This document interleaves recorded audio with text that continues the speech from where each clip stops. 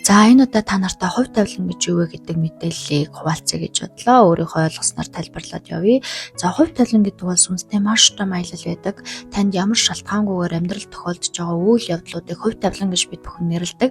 Энийг хэн нэгэн өмнө нь зураад бэлтгэсэн байдаг гэхээс илүүтэйгээр таны өмнөх төрлийн буюу таны сүнсний аяллаа өмнөх төрлийн үйл явдал, ухаарал, зорьсон, зорилгоноо шалтгаалan тань тохиолдож байгаа үйл явдлууд байдаг. Хувь тавилан өөрөө бүгд сурах ёстой, ухааралтай, давах ёстой, сорилттой, бүтээх ёстой үн цэнүүдтэй байдаг. Та ямар нэгэн өөрийнхөө энэ амьдралын үн цэнийг бүтээж ээж, сорилтоо давж ээж, ухаарлаа авж ээж, хувь тавилангаа илүү зөв болгох боломжтой гэсэн үг. Үүлийн үр гэж ярьж байгаа. Үүлийн үр хувь тавилан хоёрын юугаар ялгаатай вэ гэхээр үүлийн үр нь бол таны энэ төрөлдөө хийсэн үйл явдал буюу юу тарин түүнийг авах зарчмаар энэ үгний одоо гол агуулгаар явж байдаг бол хувь тавилан гэдэг бол өмнөх төрлийн өмнөх таны сүнсний аяллаас хамаарсан шалтгаангүйгээр тохиолдож байгаа зүйлүүдийг хэлж болно гэж би ойлгодог.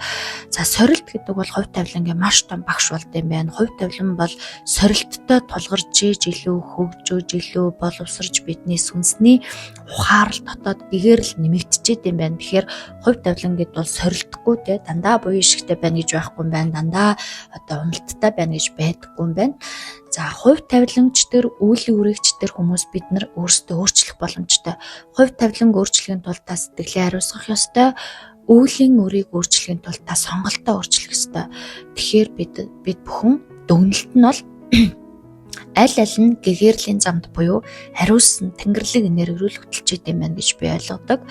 Харин эсвэргээрээ хувь тавилангаа зөв даахгүй те үүлийн үрээ зөв туулахгүй, ухаарлаа авахгүй, сорилтоо давахгүй, хөгжлөө явуулахгүй байгаад тахаар таны энэ төрөл дахин нэг цаг, нэг цикл, нэг ингээд тойрог дотор гацаад байт юм байна гэж би ингэж ойлгосон. Тэгэхээр бид хувь тавилангаа өөрчилж чадах юм байна, үйл үрийг өөрчилж чадах юм байна.